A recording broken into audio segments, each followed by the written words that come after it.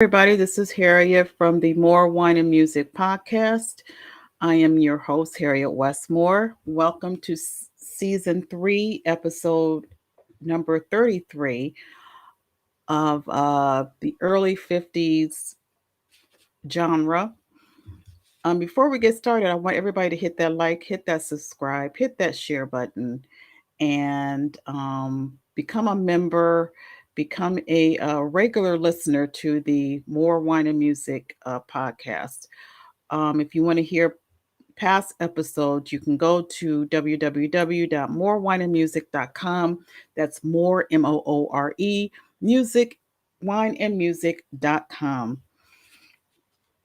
Are you ready to make some transitions in your life but don't know where to start? Maybe you want to take that leap and start your own business or change careers. How about improving your relationships with others or getting rid of toxic relationships? Well, the More to Discovery Coaching is an opportunity to talk to a coach and gain support and skills to move forward with your life. Sometimes making a step into an unknown can be intimidating. More to Discovery Coaching Services understands that and will provide the personal support to you as well as strategies that you can implement in your progress. So go to https colon // more to discover.com and schedule a 25-minute free consultation. That's more to discover, the number 2, discover.com, and schedule a 25-minute free consultation. Discover your future with More to Discover Coaching.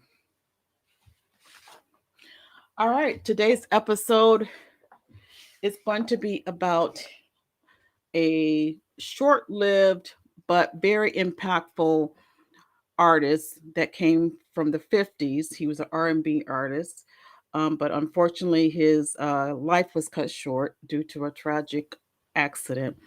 And we're going to talk about Johnny Ace. I couldn't um I didn't know. I heard of the name, but I just didn't, really know much of his background until I did some research. So, I mean, it's pretty tragic, pretty short episode because, I mean, he was short lived, but he did make an impact in the 1950s during the R&B and rock and roll era. So, who was Johnny Ace? Well, he was born John Marshall Alexander Jr. on June 9th of 1929 in Memphis, Tennessee. He was born to John Marshall Alexander Sr. and Leslie Newsom. John Sr., his father was a Baptist minister, but it was said that his mother was actually the dominant figure in the family. Johnny had several siblings. I couldn't find out exactly how many, but I mean it was determined that it was he had a pretty nice sized family. Um, by the age of 19, Johnny had dropped out of high school. He was one of those kind of kid that was rambunctious, um, happy go lucky, but yet wasn't really focused. Everyone in there's always a kid that, you kind of have to kind of keep him on because he may stray off a little bit. So you got to kind of keep him on the straight and narrow. And, you know, Johnny was one of those of the children that was kind of, going from this way to that way, very unfocused. But I mean, a good kid after, anyway. Like I said, he was always a jokester, always, didn't take life too seriously. But he dropped out of high school and, he dropped out of high school but didn't have a job. So he decided to enlist into the Navy. And it was said, even his short time in service, he went AWOL a few times. So again, wasn't focused, um, just, started one thing, but never followed through what he wanted to do. So, needless to say, he was actually discharged from the Navy, and he returned back to Memphis pretty much, uncertain what he was going to do next. He knew that he wasn't going to follow in his father's footsteps of being a preacher. He was, as a preacher's kid, you come from a family when your father is the dominant preacher, you know, you have to be in church most of the time. And, that's just wasn't what Johnny wanted to do. So he pretty much sneak off from his family, house and just hang around um, down in Beale Street, which we all know Beale Street was one of the famous spots where up and coming blues artists, R&B or blues artists would play and hang out at. So, he went there, pretty much got in trance with the hearing the music, different artists like BB King and others who would perform down in Beale Street. And so that's where he got his epiphany that he kind of liked that scene. So he wanted to be a musician. So by the age of 20, he learned how to play the piano and he had the ability to play the piano. And seeing that, he was playing the piano and listening to what, you know, the back then the old folks would call it the devil's music. Of course, his father was not happy about that.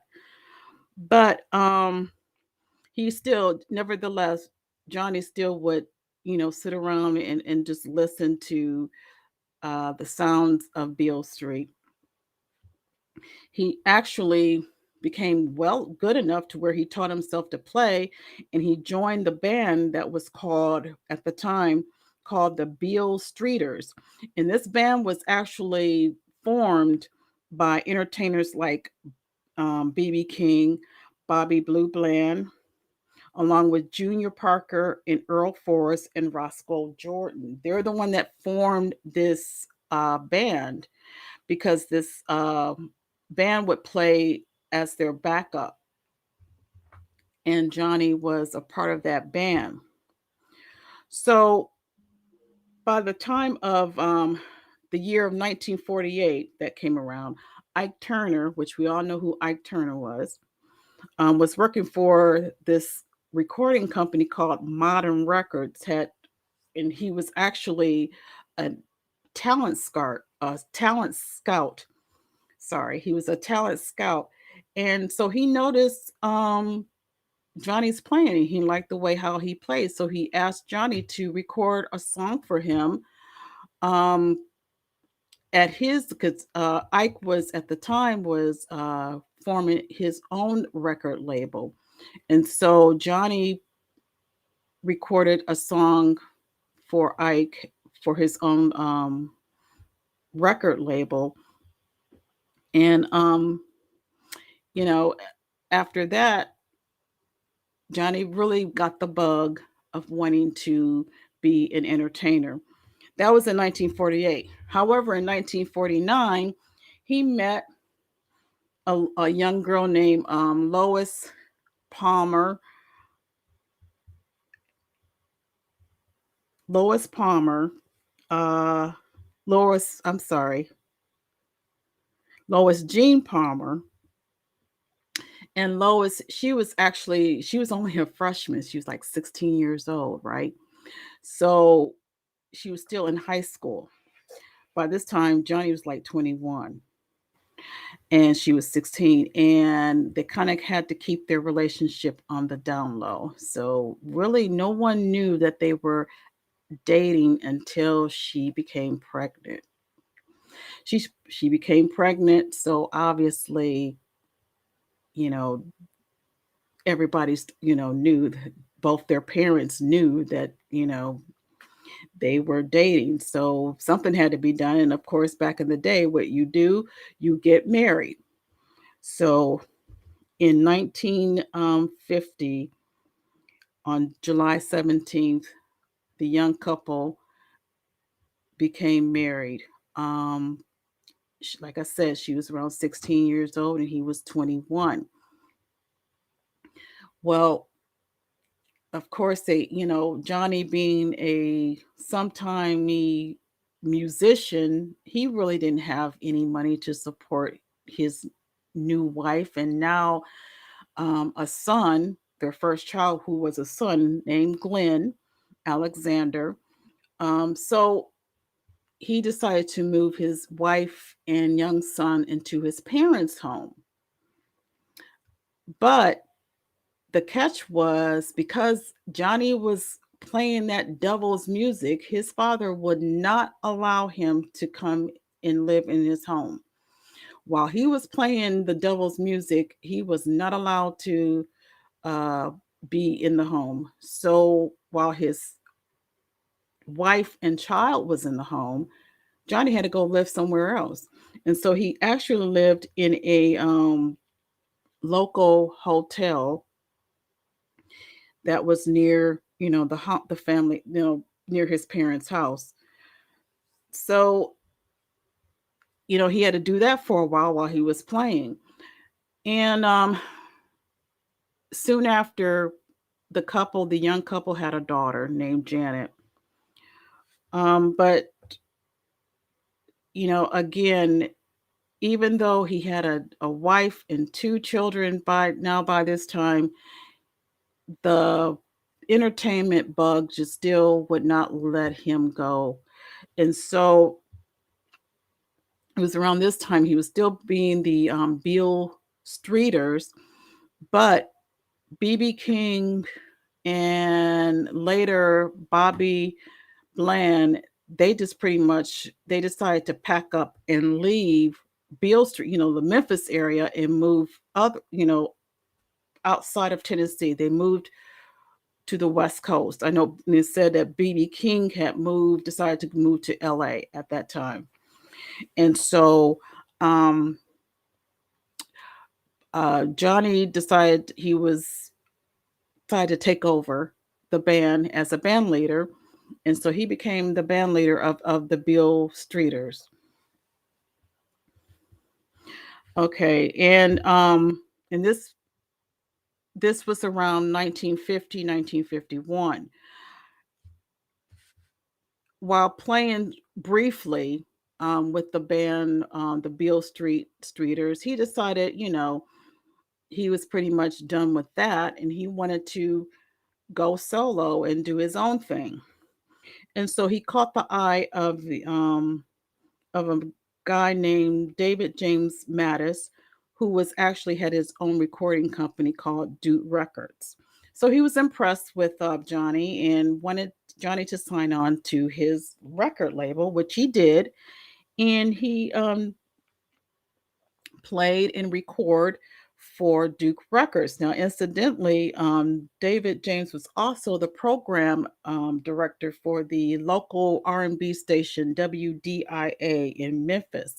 WDIA, if you know the history, was a very popular radio station from out of Memphis, and that's where you would hear most of the upcoming R&B artists. So WDIA was a very instrumental in putting out music such as BB King and Bobby Blue Bland and other local rhythm and blues artists. You can hear their music on WDIA.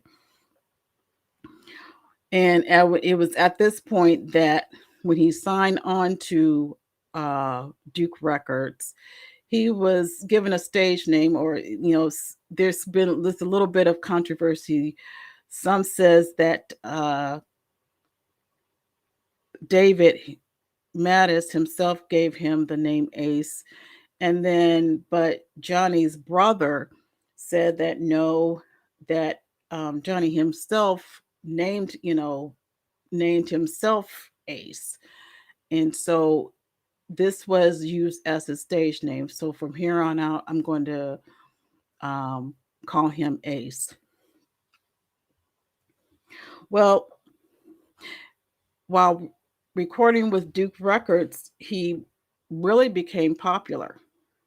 He became popular and, started recording songs that were really started climbing up the charts. And some of the songs that he recorded was like My Song, Cross My Heart, The Clock, Saving My Love for You, Please Forgive Me, and Never Let Me Go. And like I said, it charted pretty well in the R&B charts. Um, but while he was rising up as a star, his marriage unfortunately was falling apart rapidly. And the main reason why, because he was never there. He was never home with his family. He was too busy on the road. And on top of that, as being busy, running, playing everywhere, and not being at home with his young family, he was also considered a womanizer. So he was a cheater and uh, just was not a devoted husband. And he eventually decided to pretty much just leave his family. He just kind of disbanded his family and left them, and just wanted to be on the road. So that was you know that that ended the marriage. So while he was on the road, he decided he met and started touring with Willa Mae Big Mama Thornton. Now, if anybody who knows who Big Mama Thornton was, she was the original. She's the one that really who wrote and sang the song Hound Dog. That song Hound Dog that everybody knows that Elvis sings was actually Big Mama Thornton. But Elvis took the song and re-recorded and made it popular to what it was, to what everybody knows. But that song was originally recorded by Big Mama Thornton. So Ace started had hooked up with her, and they started touring and playing at different venues. So this was around 1953 and into 54. And again, Ace started, as his uh record started gaining more popularity, as most with artists, especially young artists, he began to have a big head, so to speak. So he um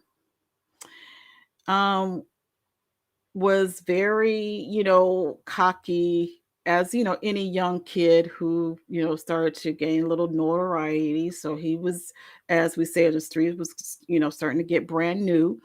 And he was cocky, but one thing, that he always did was be very, jovial. He was also always playing jokes with people, always, clowning around, not really taking things seriously. And his one of his main things that he always liked to do, that people said he always did, even on the road, he always had a 32 caliber revolver. And he would, for some reason, he liked to play with that gun. When he's not, when he's on the road or whatever, because he liked to shoot and do target shooting. He would shoot at cans or whatever. And I guess that was his thing. When he's traveling or whatever, or on the road, if he had a chance, opportunity to, shoot that pistol, that's what he would do. He would shoot at uh, targets, shoot at things in the fields or whatever as they're traveling or whatever. So that was one of his pastimes. Well, on Christmas Day of 1954, he, along with Big Mama Thornton and some of the other band members, other recording artists like Forrest, who was not he was not only a recording artist, he was a recording artist himself, but he was also the engineer. in that time. And others, they were scheduled. They were playing at a venue called the City Auditorium. This was in Houston, Texas, and so they were performing there on Christmas Day. Well, the day before that, Ace had just bought his new 1955, I don't know if it was a Cadillac or an Oldsmobile. It was something, I mean, but it was brand new. So obviously, he was beaming from ear to ear, you know, uh, just strutting around and, bragging and being cocky because, he just bought this brand new vehicle. So he was very proud of himself and wanted everybody to know um, about his new purchase as well. Well, that was Christmas Eve. Now, Christmas Day, like I said, they were performing and they finished their first set. He got off the stage, he finished his first set. And, in between sets, you have breaks. So everybody was in the back in their dressing room, just chilling, having a good time, talking and everything. And, as Johnny does, is what Johnny Ace does, playing around, joking, and he just happened to have his handy dandy pistol playing around, flicking it around and stuff. And, you know, everybody knew that. Everybody knows that's what he likes to do. And even though it kind of make people nervous because it would anybody who has a waving around and just playing around with the gun, it makes anybody nervous. But with him being cocky and he knew what so he thought knew what he was doing and everything. So he was like pointing it at his then whoever his current girlfriend was at the time. I mean, but he wouldn't, just like, just like it's like a kid. He was pretty much acting like a young kid, kids who would like play cowboys and Indians and stuff. And this was a 25-year-old. He was 25 years old at this time. So, people were like, man, why don't you just put that gun away? You could hurt somebody. Don't. Why don't you just put it away? Because people were obviously, anybody having a gun pointed at them. I don't care if you were playing around or not. It does. I mean, it makes you nervous. But Ace was like, man, I'm not. What up? You know how much I like my gun. I'm not gonna shoot anybody. It's not even loaded. I don't have any bullets in it. But still, everybody was telling him, man, just chill out with that. And again, Ace was like, I'm telling you, I'm good. There's nothing. I'm just playing around with this. I'm not gonna hurt anybody. There's no bullets in here. See, and what he did was he put the gun to his temple, demonstrating that there were no bullets in that gun. He wanted to let everybody know, and he pulled the trigger, and the gun fired. And so he shot himself in the head with that gun that was supposedly, according to him, was empty with bullets. Well, Big Mama Thornton was there at the time, and she ran out screaming. She ran out screaming that, Ace, just shot himself. He just killed himself. And,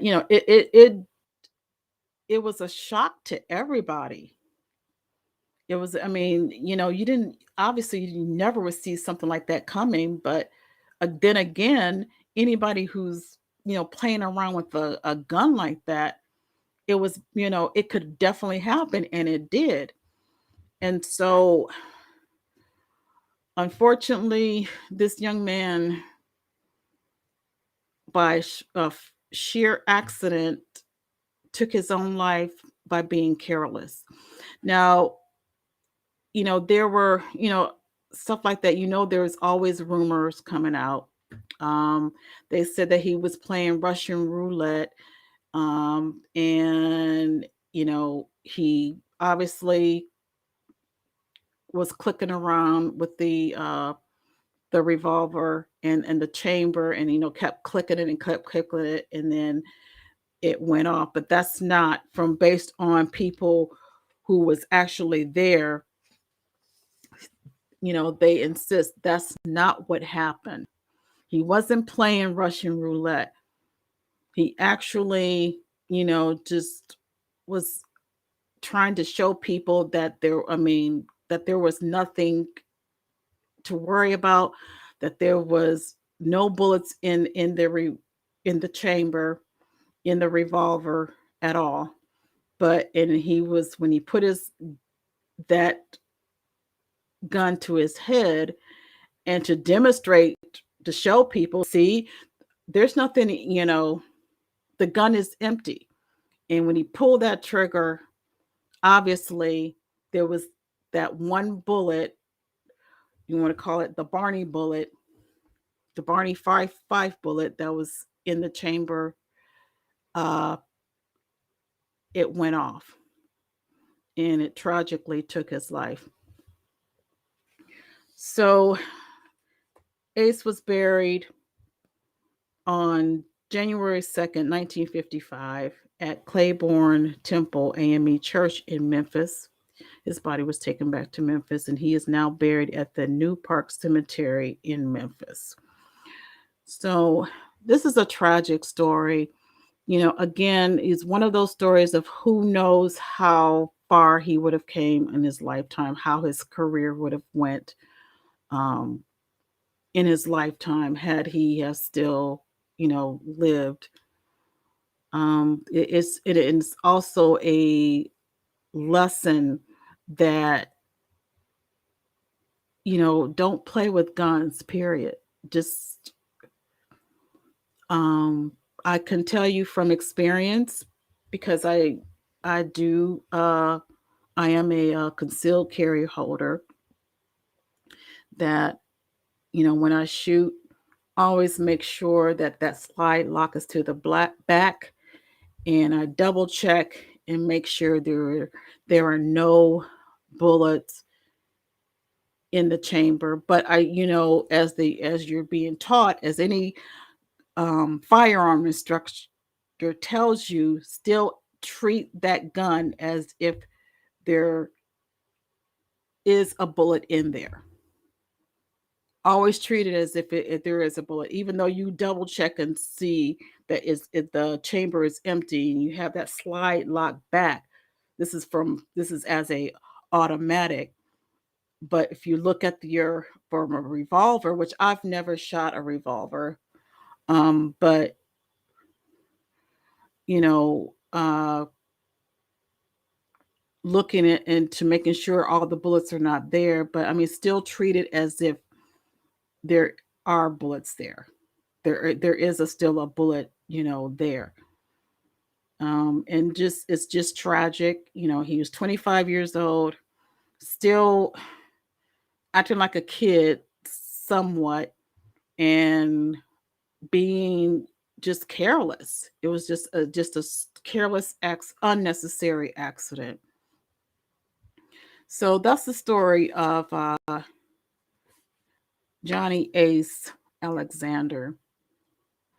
So again, hit that subscribe, hit that like button, go to www.morewineandmusic.com, listen to past episodes in past seasons, and please check out my YouTube channel of More Wine and Music, the story behind the music. And that is where I talk about incidents and things about music artists, is the story behind the story behind the music. Not necessarily about them as a artist, but the scandal. I don't want to say scandal, But some of the interesting facts that are related to these artists behind the scenes than what their regular performances, but what really goes behind the scenes. So I do that on my YouTube channel. So hit subscribe and follow me on More Wine and Music podcast, The Story Behind the Music. You can find that on my YouTube channel. And here's some interesting stories about our favorite artists and entertainers behind the scenes. All right. So until next time, take care and be safe. Bye.